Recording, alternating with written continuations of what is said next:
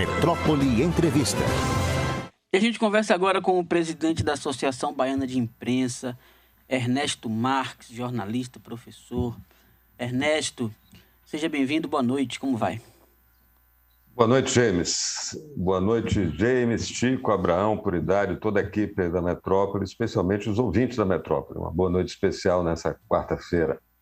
Pois Mas só fazendo uma correção, eu gosto muito, fico envaidecido quando alguém me chama de professor, mas na verdade eu não faço jus a esse título. Eu não estudei o bastante para ser professor. A gente tem que encher a bola dos professores, porque sem eles não tem salvação para lugar nenhum no mundo, né? Verdade. Mas você merece, você sabe que é modéstia. Mas falando num grande professor, assim,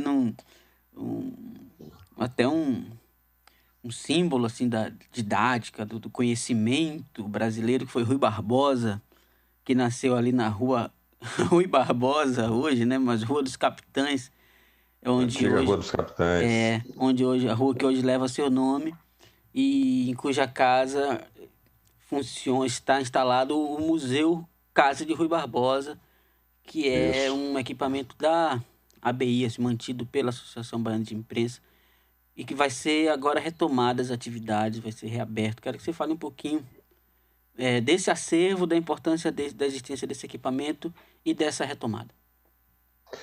Certo. Olha só, antes eu queria dizer uma coisa.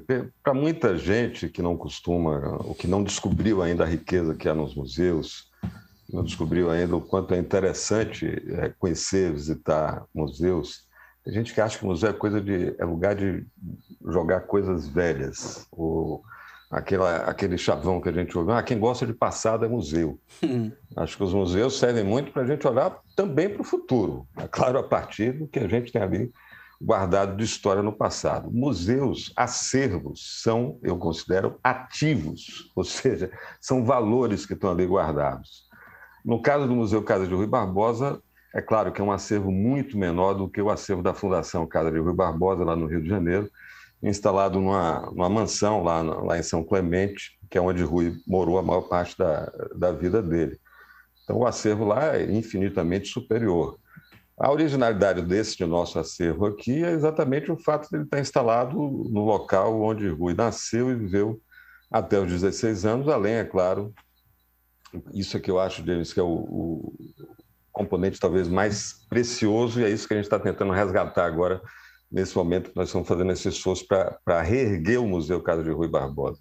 Esse museu foi construído, literalmente, porque a casa original, que foi da família do João Barbosa de Oliveira, né, o pai do Rui, essa casa já tinha ido a pique, ela estava em ruínas e havia apenas a referência do local, né? Nelson Cadena está até apurando, Luiz Guilherme Pontes Tavares também, para ver. Talvez seja o primeiro caso de um imóvel histórico reconstruído. Ele foi reconstruído a partir de ilustrações da fachada, né, das fachadas feitas por Prisciliano Silva. Então, só por isso a casa já é muito especial, né? Mas tanto a reconstrução da casa quanto a mobilização toda para a abertura do museu em 1949, quando naquela época se comemorava o centenário do nascimento de Rui, né? Esse museu nasceu de um desejo coletivo da sociedade baiana. Então, foi muita gente que, durante anos, se cotizou, contribuiu com dinheiro, contribuiu com acervos, principalmente o advogado Rubem Nogueira, um dos principais ruístas, né, estudiosos da vida e da obra de Rui Barbosa. O Rubem Nogueira foi o principal doador, né, por conta desse esforço que ele fez, que a ABI criou uma medalha que vai ser distribuída uma única vez, para pagar uma dívida de gratidão e agradecer aquelas pessoas que, na década de 40, colaboraram para a abertura do museu. Então, serão homenagens em memória, né, para esses doadores, inclusive o próprio Rubem Nogueira, que a gente homenageia, dando o nome dele à medalha, e também para agradecer às pessoas e instituições que atenderem ao chamado que nós estamos fazendo para também colaborarem, porque a gente vai ter que praticamente refazer tudo, né? A casa está de pé, mas ela sofreu muito com os anos de abandono, assim como todo o acervo. Então, você imagina papéis, obras de arte, peças de madeira, tudo isso dentro de uma casa antiga, fechada, portanto, sem vascularização, sem entrada de luz, e com muitas infiltrações. Então, houve uma degradação muito severa de todo o emadeiramento da casa, do assoalho, dos forros, né, do próprio madeiramento do telhado, que até foi reparado, né, e mais os danos causados ao acervo. Então, a gente está fazendo um esforço grande para conseguir viabilizar. Uma parte disso a gente vai buscar através de projetos, através de captação, através das leis de incentivo. Tanto o Viva Cultura do município de Salvador, o Faz Cultura do Estado e, eventualmente, também a Lei Rouanet, né? Mas o que a gente quer fazer, James, é um museu novo, na verdade. Esse novo Museu Casa de Rui Barbosa, ele vai ser, eu posso adiantar, completamente diferente, porque a gente deve trabalhar muito com tecnologias, né? com recursos audiovisuais, porque para nós está muito claro que esse museu ele precisa dialogar com as juventudes, né? E, ao contrário do que a gente possa concluir olhando só a cara do Rui e a imagem que ele tem de um cara prolixo pra caramba, segundo outros participantes da conferência de Haia, até um chato, porque falava muito e um discurso muito prolixo, né? Mas tem ali muitos pontos de interseção e o principal desafio que a gente está se lançando nesse momento é fazer a figura de Rui mais palatável, né? Porque tem episódios rumorosos, por exemplo, a queima dos arquivos da escravidão, né? Eu ia te perguntar sobre isso. Eu ia te perguntar sobre isso. Oi? Eu ia te perguntar sobre isso, sobre esta decisão que, a meu ver, não tem nada de racista, mas a boa intenção dele de querer colocar o Brasil em outra etapa e obliterar... Pagar aquela nódoa na história da nação. Isso se revelou assim, um erro enorme, né? Porque você não apaga sem enfrentar, né? Os museus também têm... Exatamente. Mas, desculpa. Exatamente. Então, mas nós vamos fazer um debate desse de fundo, né, profundo, e sem... não é pretensão fazer nenhum tipo de endeusamento da figura de Rui, porque ele era, afinal de contas, humano como nós, e virtudes e defeitos, né, pontos extremamente positivos na trajetória dele, outros nem tanto. Esse episódio especificamente da queima de documentos é um episódio controverso, bastante controverso, e há versões diferentes, né? Inclusive uma versão bem intencionada de que Rui pretendia, na verdade, impedir que os senhores de escravos judicializassem o assunto, buscando reparação por ter que abrir mão dos escravos, né? Mas, segundo eu li, essa versão foi construída até depois do fato. Mas a gente quer trazer nomes de peso. Um nome que eu posso antecipar aqui para você, dar um spoiler, vamos dizer assim, é o professor Silvio Almeida, que hoje é talvez a principal referência, uma das principais referências de intelectuais negros, de intelectuais públicos, né? Então sempre muito presentes no debate de grandes temas no país inteiro. O professor Silvio Almeida é um convidado, foi aluno do professor Edivaldo Brito, que preside a comissão organizadora dos festejos do centenário da morte de Rui, né? Então, o professor Edivaldo convidou o Silvio Almeida, ele confirmou, a gente iria fazer esse debate até em maio, mas ele não vai poder estar presente aqui em maio, porque ele está lecionando numa universidade nos Estados Unidos. A gente vai mudar a data para exatamente ter a presença do professor Silvio, que garante muita qualidade. Mas estamos convidando outros grandes nomes da historiografia, né, e também da comunicação, gente. Eu tenho uma curiosidade, que fenômeno incrível de comunicação era o Rui Barbosa, que conseguiu ser, acho que talvez a gente possa chamar de um líder de massas, mas num tempo que não tinha nem rádio. Como é que esse cara conseguiu mobilizar tanta gente em torno dele para receber ele, por exemplo, quando voltou de Haia, ou 26 anos depois da morte, uma multidão vai para as ruas do Rio de Janeiro para se despedir dos despojos, outra multidão se reúne aqui. Mas é porque a gente perdeu o contato com essa figura polêmica, controversa, mas muito interessante, que é Rui Barbosa. Então, por exemplo, as lutas feministas, a gente pode inferir que Rui Barbosa fosse, com a quase totalidade dos homens da época dele, um machista. Mas Rui defendia o acesso das mulheres ao ensino superior e ele dizia ser inaceitável admitir que uma mulher fazendo o mesmo trabalho de um homem ganhasse menos. Esse é Rui Barbosa. é um cara que defendeu a universalização do ensino. Então, tem coisas muito interessantes sobre Rui. E tem coisas também muito... Eu li outro dia um texto duríssimo do Luiz Nassif, detonando o Rui como ministro da Fazenda por conta da política do encilhamento, daquela inovação dele de permitir que todo mundo emitisse moeda sem lastro, e foi talvez a primeira grande crise cambial que o Brasil tenha enfrentado. Então, mergulhar num personagem, né, vendo tudo que ele tem de luz e de sombra, não é? Endeusar Rui Barbosa, e também não vamos permitir que um debate como esse, por exemplo, sobre essa decisão que ele tomou de queimar os documentos, que isso sirva para botar Rui num pelourinho. Claro, porque claro. Pode-se dizer muita coisa, mas não se pode, em hipótese alguma, afirmar que Rui fosse escravagista ou racista. Rui herdou escravos e libertou. Enquanto foi estudante, ele participou de várias sociedades literárias e grupos acadêmicos, inclusive com Joaquim Nabuco, com Castro Alves, grupos de abolicionistas. Como jornalista, ele foi um abolicionista o tempo inteiro. Agora, tomou uma decisão que era questionável, era controversa, e ele não deixou nenhum documento dizendo por que ele fez aquilo. Né? É verdade, e eu acho que é de grande enriquecimento para a Bahia, especialmente, mas para o Brasil inteiro, restabelecer proximidade com esse fenômeno, com essa figura crucial da vida brasileira. Né? Você não vai a uma cidade que os fóruns não se chamem Rui Barbosa. Ou que tem uma rua Rui Barbosa. Ele virou uma instituição assim, diluída no imaginário e, ao mesmo tempo, como você bem disse, distante. A gente sente... Né? Tem um poema do Mário de Andrade que fala: eu estou aqui na rua fulano de tal e eu nem sei quem foi fulano de tal. E termina dizendo: hoje eu sou tão esquecido quanto esses nomes de rua. E Rui ficou meio assim, cotidiano, ao mesmo tempo é longínquo. E eu acho que é muito bem-vinda essa reaproximação com esta figura incrível da vida brasileira, que é Rui Barbosa. Nós estamos tocando umas ideias bem interessantes, James. Eu não vou antecipar aqui para depois não vingar e ficar com a ideia não realizada. Né? Mas nós vamos... o desafio para nós que somos jornalistas, primeiro, nós estamos querendo reivindicar Rui jornalista. Rui era um jornalista apaixonado. Todo mundo só lembra de Rui como político ou como diplomata. Então, o Rui era um jornalista, foi um grande jornalista, foi diretor e dono de vários jornais, inclusive o Jornal do Brasil. Né? Foi um dos diretores do Jornal do Brasil.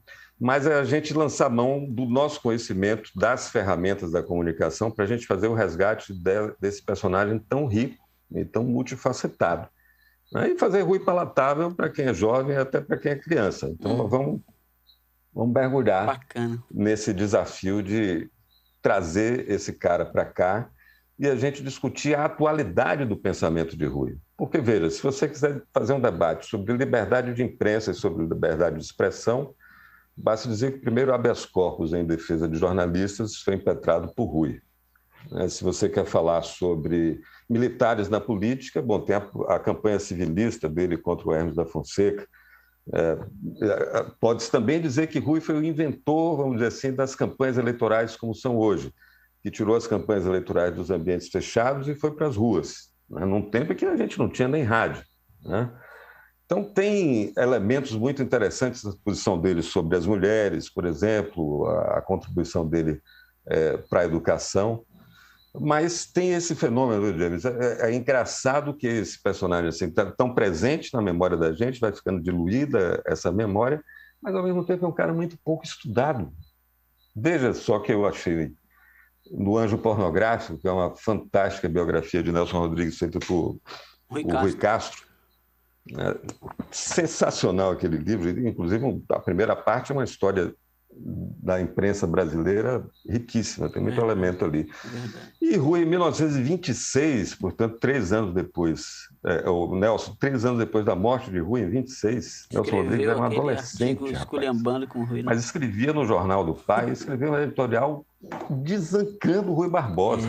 Ele questionava, que gênio é esse que ninguém estuda? Qual é o trabalho que foi feito, qual é a pesquisa que foi feita sobre Rui Barbosa? E ele detona Rui Barbosa. Né? Bom, eu estava lendo aqui um livro muito interessante, que é esse livro aqui, A Raiz das Coisas, né? de um é o de um embaixador, Carlos Henrique Cardim. E aqui está dito isso, até na diplomacia não tem um estudo sistematizado, completo, fechado, sequer, acredite, cara, sequer sobre Haia. Esse livro aqui foi editado no começo dos anos 2000, e aqui tem uma informação que eu preciso atualizar, que diz que Rui proferiu cerca de 50 discursos em Haia, só 10 foram traduzidos para o português, o resto está em francês. Mas então também esses discursos intermináveis que deram para ele a fama de chato, lá entre os diplomatas da Conferência de Haia. Né? Mas foi assim, com essa chatice dele, que sozinho praticamente ele dobrou todas as grandes potências na discussão sobre a tese dele da neutralidade, né? E a equiparação, independente do poderio militar ou da potência econômica de cada nação, cada Estado teria um voto nos tribunais internacionais, muito antes da ONU. Né? Então, você imagina, o cara, no argumento, ele derrubou a diplomacia norte-americana, britânica, né? E por aí vai. A participação dele nos debates sobre a Primeira Guerra também. E tem, sobre tudo isso, muitas generalizações sobre ele, mas falta ainda um estudo mais aprofundado.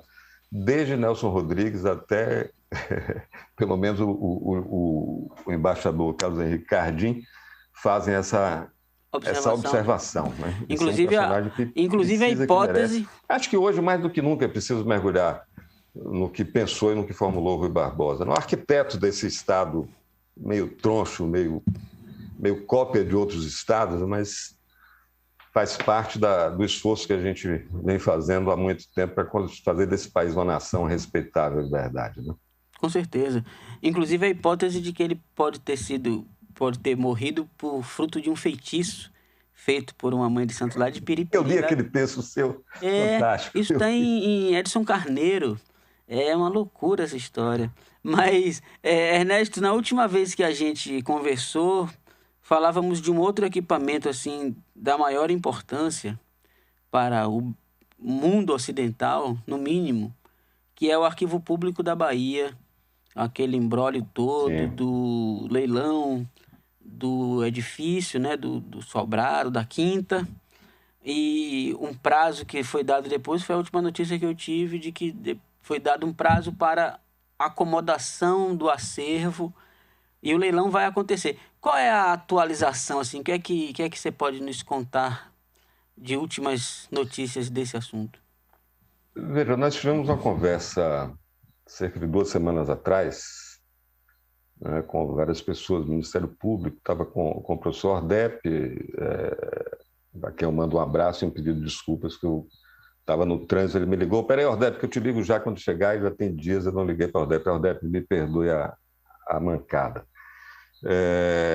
Mas, assim, os 60 dias de prazo foram dados para que a Fundação Pedro Calmon fizesse um plano de manejo. Só o plano de manejo é impossível ser feito em 60 dias, muito menos a remoção de um acervo desse. Né? O Zulu Araújo estimava a necessidade de pelo menos 2 anos para você fazer uma manobra dessa. Não é que nem você fazer uma mudança, enfia tudo nas caixas, bota num caminhão e leva. Não é assim. Nós estamos falando de documentos muito raros, muito sensíveis. Alguns são documentos únicos, se a gente perder já era.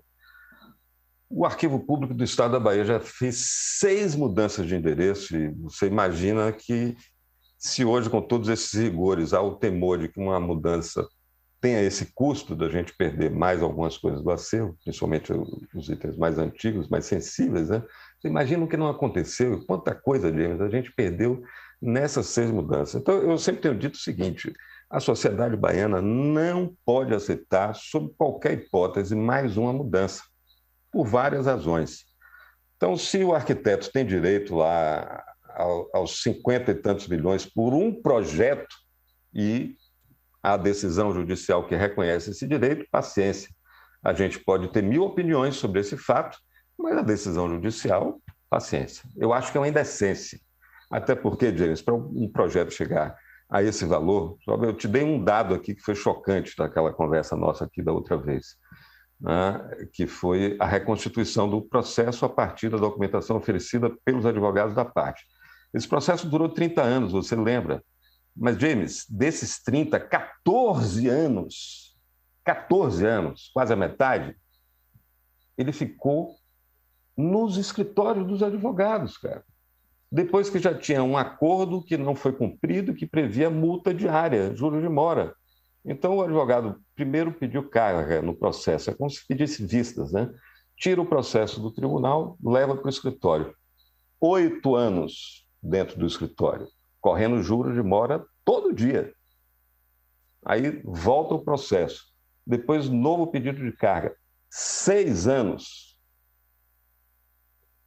6 anos correndo juros de mora todo dia para eu, você, James, e os outros otários aqui, como nós que estamos aqui participando dessa conversa, paguemos essa conta. Então é uma brincadeira.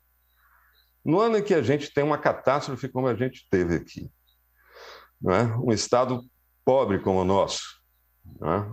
A gente tem que arcar com um custo de 50 e poucos milhões para satisfazer o arquiteto genial que acha que merece 50 e tantos milhões por um projeto. E tem que pagar uma conta de mais 50 ou 60 milhões para transferir o acervo da Quinta do Tanque para outro lugar. É um assinte, meu amigo. Eu acho que é uma coisa que justifica a gente montar a barricada lá na frente e dizer daqui o acervo não sai, daqui ninguém tira. Porque, você está pregando desobediência civil? Não, eu estou pregando um mínimo de respeito pelo povo, da gente. Se não dá para respeitar a memória de quem tem documentos registrados lá dentro do acervo, respeita pelo menos quem perdeu as casas, quem está passando fome, respeita quem trabalha e paga imposto todo dia, porque não se pode admitir que por conta de um projeto que ninguém sabe se foi pedido, se não foi, essa conta chega agora e passe de 100 milhões de reais para a gente pagar. Pô. Isso eu acho que não é justo. Eu confio que o Tribunal de Justiça, o Ministério Público e o próprio governo do Estado, através da Procuradoria-Geral do Estado, vão encontrar uma saída jurídica, né, para isso. E quem quiser defender essa causa, com certeza vai contar com o apoio da Associação Baiana de Imprensa, da Academia de Letras, do Instituto dos Arquitetos, da Associação de Pesquisadores e uma série de instituições que tem gente que não entende, tem gente de fora do país. O Ordep tentou contar essa história para os colegas, esses professores da França, e ninguém acredita, acha que o Ordep está brincando, né? Porque é um absurdo, né? Mas coisas da Bahia mangaberiana, né, gente? É verdade. Ernesto, muito obrigado por esse excelente papo mais uma vez. Conte conosco sempre que for necessário. Estamos juntos nessa luta e nas outras, e vida longa, sucesso aí a esse novo empreitado, o Museu Casa de Rui Barbosa da Bahia. Eu agradeço aqui o espaço, James, peço que vocês continuem acompanhando aí e que participem, né? Nós estamos vamos fazer de forma mais explícita, né, um grande chamamento para as pessoas. Eu recebi uma ligação de um amigo médico, meu cardiologista, ele me ligou, pouco depois saiu a notícia da reintegração, eu achei que ele ia me dar uma bronca, porque já tem uns 3 anos quando eu ia fazer uma revisão. Ele disse: Ernesto, esse assunto não é só de vocês que são jornalistas ou dos advogados, esse assunto é da sociedade baiana, eu sou médico, quero ajudar. Paulo Barbosa, do Movimento Médicos pela Democracia, disse: vou levar o assunto para a coordenação, porque a gente vai querer ajudar de alguma maneira.